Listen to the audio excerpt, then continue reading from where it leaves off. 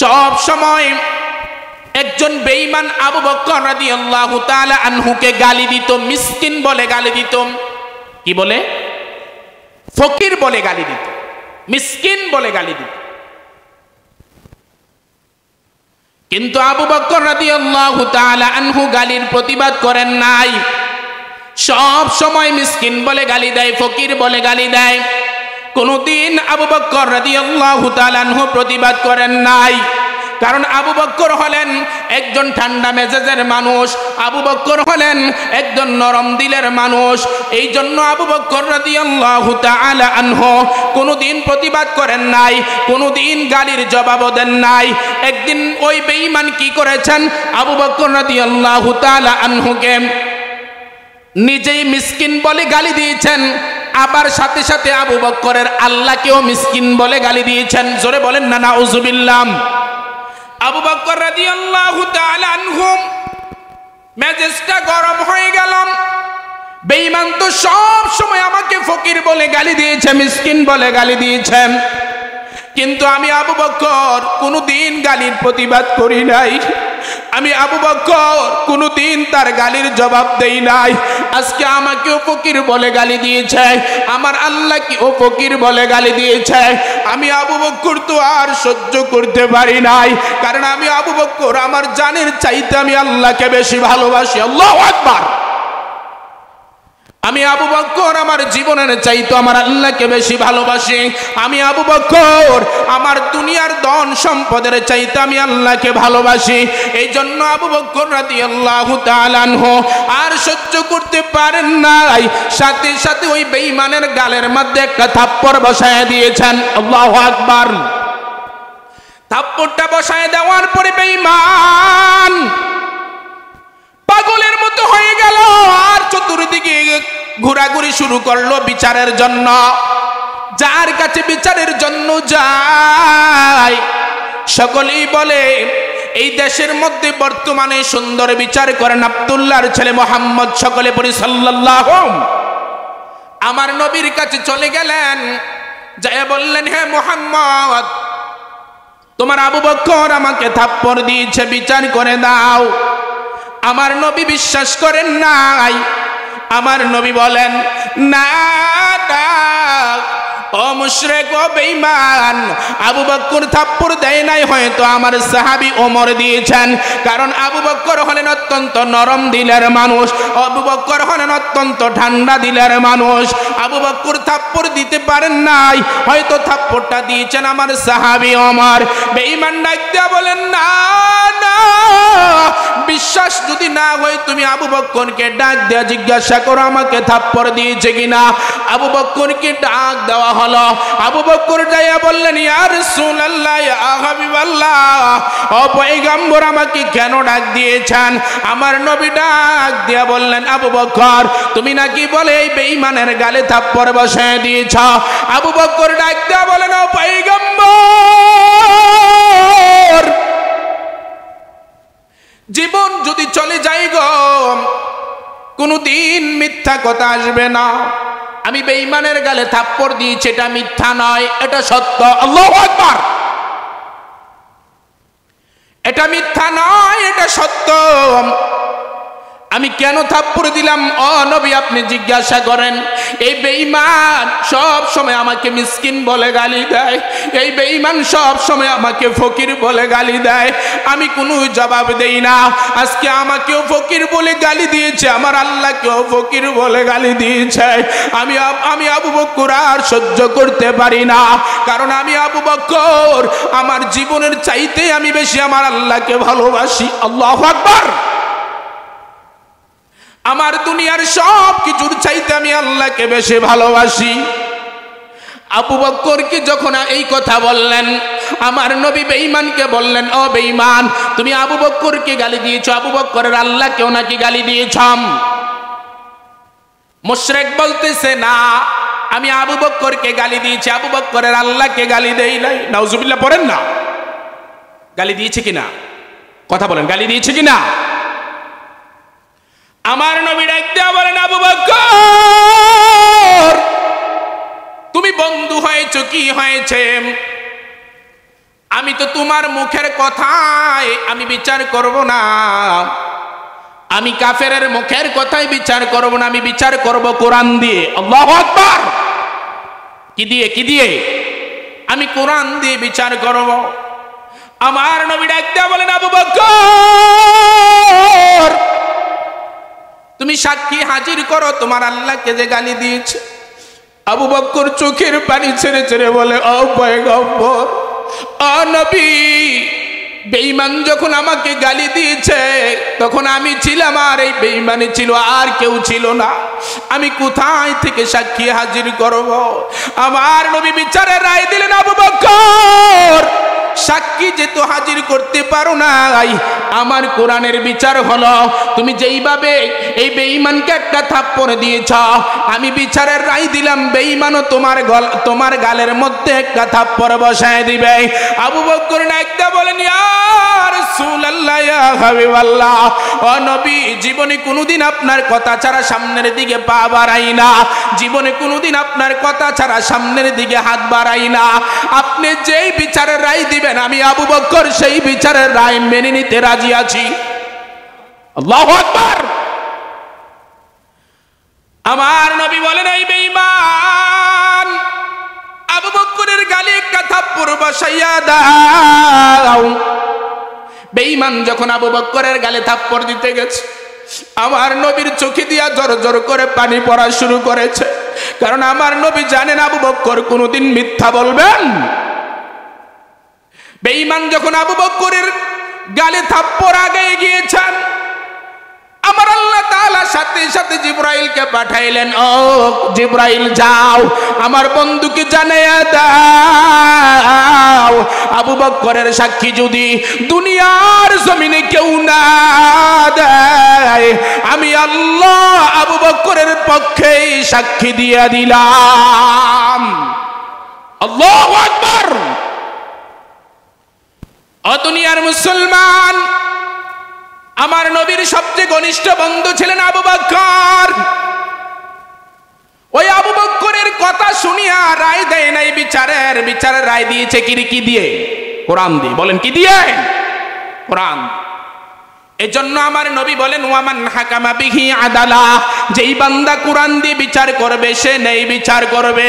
ও দুনিয়ার মুসলমান ইমানদার, তারপরে আল্লাহর নবী সাল্লাল্লাহু আলাইহি ওয়াসাল্লাম বলেন, ওয়ামান দাআ ইলাইহি হাদা, যেই বান্দা নিজেই হেদায়েতের উপরে থাকতে চায় সে যেন মানুষকে কোরআন দিয়ে ডাকে। আল্লাহু আকবার। সে কি দিয়ে ডাকে? ও দুনিয়ার মুসলমান ইমানদার, আমি নিজেই হেদায়েতের উপরে থাকতে চাই, আপনাদেরকেও হেদায়েতের উপরে রাখতে চাই।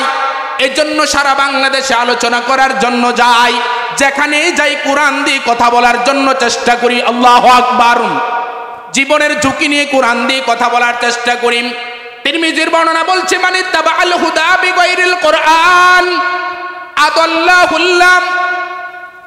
কোন বান্দা যদি হেদায়েতের নিয়তে কোথাও যদি যায়, যাইয়া যদি দেখে সেখানে কোরআনের আইন নাই, কোরআনের বিধান নাই, ওই বান্দা যদি সেখানে থাকে আমার আল্লাহ দায়িত্ব নিয়ে গোমরা বানিয়ে দেয়। জোরে বলি নাউজুবিল্লাহ। শব্দের দিকে খেয়াল করুন। আদাল্লা ইউদিল্লু বাবে ইফআল থেকে এসেছে। যদি কোন বান্দা হেদায়েতের নিয়তেও যদি যায় আর যদি যাইয়া দেখে কোরআনের আইন নাই, কোরআনের বিধান নাই, আমার নবীর আদর্শ নাই, আমার নবীর সুন্নাত নাই, ওই বান্দা যদি হেদায়েতের উপরেও যদি দেয়, তাহলে আমার আল্লাহ দায়িত্ব নিয়ে বান্দাকে গোমরা বানিয়ে দেয়। বলে নাউজুবিল্লাহ। জবান থেকে জানতে চাই, আলোচনা যদি বুঝেন, আমার আল্লাহ যদি কোন বান্দাকে দায়িত্ব নিয়ে গোমরা বানিয়ে দেয়, হেদায়েত দেওয়ার মতো পৃথিবীর জমিনে কোন বাবা থাকবে? এজন্য কোরআন আছে যেখানে আমরা আছি। কথা বলেন, কোরআন আছে যেখানে আমরা আছি। এজন্য দুনিয়ার জমিনের ভিতরে বিশেষ করে বাংলাদেশে যতগুলো দল আছে আমরা সব দল মানি, কিন্তু যেই দলে কোরআন নাই, যেই দলে আমার নবীর আদর্শ নাই, যেই দলে কোরআনের আইন নাই, যেই দলে কোরআনের বিধান নাই, ওই দলের প্রতিষ্ঠাতা যদি আমার বাবা হয়, ওই দলে আমরাও, ঠিক কিনা মুসলমান? এজন্য আমরা কোরআন দিয়ে বলবো, শুনবেন তো ইনশাল্লাহ। কোরআন দিয়ে যখন কথা বলবো, কিছু কথা আপনার পক্ষেও যাবে, কিছু কথা বিপক্ষেও। কোরআন দিয়ে যখন কথা বলবো, কিছু কথা আমার পক্ষেও যাবে, আমার বিপক্ষেও। কোরআন দিয়ে যখন কথা বলবো, কিছু কথা আমার বাবার পক্ষেও যাবে, আমার বাবার বিপক্ষেও যাবে। শুনতে হবে না? ও দুনিয়ার মুসলমান, আমি কোরআন দিয়ে শুরু করেছি তাফসীর আকারে। পবিত্র কুরআনুল কারীমের সূরা হামিমের 30 নম্বর আয়াত আমি তেলাওয়াত করেছি। আয়াতটা সামনে নিয়ে তাফসীর আকারে আমি কিছু কথা বলছি, একটা বিষয়ের উপরে মন দিয়ে শুনুন। আল্লাহ তাআলা বলেন, ইন্নাল্লাযীনা ক্বালু রাব্বুনাল্লাহু সুম্মা ইসতাকামু তাতানাজ্জালু আলাইহিমুল মালাইকা। আমার আল্লাহ তাআলা বলেন, ইন্নাল্লাযীনা, নিশ্চয় যারা বলে, ক্বালু রাব্বুনাল্লাহ, নিশ্চয় যারা বলে আমার রব আল্লাহ। জবান খুলে বলুন কে? আমাদের রব কে? সুম্মা ইসতাকামু তাতানাজ্জালু আলাইহিমুল মালাইকা। যেই বান্দা এই কথার উপরে ইস্তেকামাত থাকবে, ওই বান্দারা যখন মৃত্যুর সময় হয়ে যাবে, তখন রহমতের ফেরেশতারা এসে বলবে, আল্লাহ তাখাফু ওয়ালা তাহজানু, তোমাদের জন্য কোনো ভয় নাই, কোনো চিন্তা নাই। ওয়া আবশিরু বিল জান্নাহ, আল্লাহু আকবার, তোমরা জান্নাতের সুসংবাদ নিয়ে যাও। আল্লাতী কুনতুম তুআদুন, যা তোমাদের জন্য ওয়াদা করা হয়েছে। আল্লাহু আকবার। ও দুনিয়ার মুসলমান, এখানে লক্ষ্য করুন, আল্লাহ বলেছেন যারা বলে আমার রব আল্লাহ এবং এই কথার উপরে ইস্তেকামাত থাকে, অটল থাকে, তাদের মৃত্যুর সময় ফেরেশতারা বলবে তোমাদের জন্য কোনো ভয় নাই, কোনো চিন্তা নাই, জান্নাতের সুসংবাদ দাও। আল্লাহু আকবার। ও দুনিয়ার মুসলমান, তাহলে আমরা সব সময় কথার উপরে ইস্তেকামাত থাকবো, আমাদের রব, এই কথা বলতে হবে, আমাদের রব, আমাদের রব আল্লাহ। যদি বিপদ আসে তখন বলবো আমার রব আল্লাহ, যদি মুসিবত আসে তখনও আমার রব বলবো আমি আল্লাহ, যদি আমার গলার মধ্যে ফাঁসি আসিয়া যায় তখন বলবো আমার রব। এই কথা বলেন কে? তাফসীরে ফাতহুর রহমানের মধ্যে এসেছে, যারা এই কথার উপরে অটল থাকবে, তাদের মৃত্যুর সময় এবং কঠিন হাসরের ময়দানে মানুষ যখন ব্যাকুল হয়ে যাবে, তখন রহমতের ফেরেশতারা এসে বলবে তোমাদের জন্য কোনো ভয় নাই, কোনো চিন্তা নাই। নাহানু আউলিয়াউকুম ফিল হায়াতিদ দুনিয়া। আল্লাহু আকবার।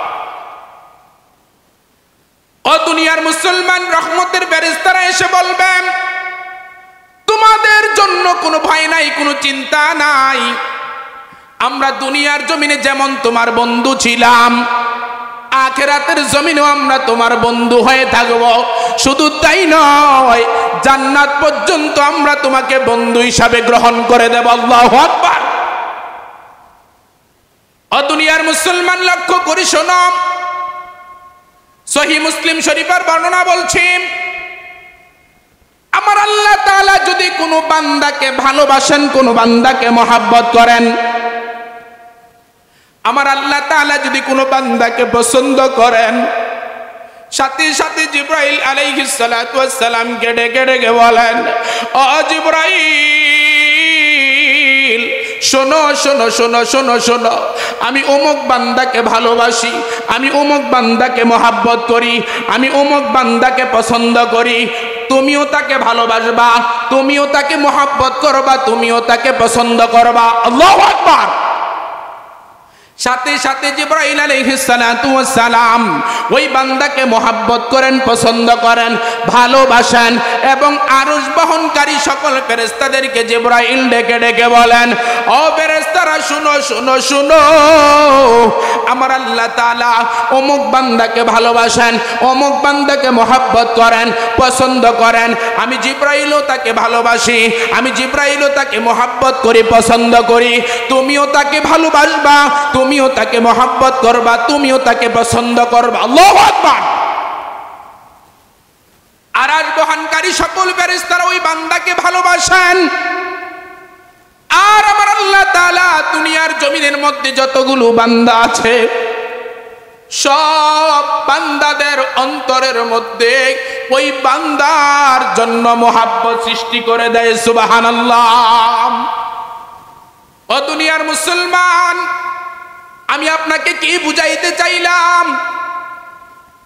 আমরা যদি বলি একমাত্র আমার রব, আর জোরে বলেন, আমরা যদি বলি একমাত্র আমার রব আল্লাহ, যত বিপদ এসে যায় আমি বলবো আমার রব আল্লাহ। আমি বিপদ আসলে নামাজ ছেড়ে দেব না, আমি বিপদ আসলে রোজা ছেড়ে দেব না। আমি যখন বিপদ, আমার যখন মুসিবত এসে যাবে, আমি আমার আল্লাহকে ভুলে যাব না। সব সময় শুকরিয়া করব কার? আর জোরে বলেন।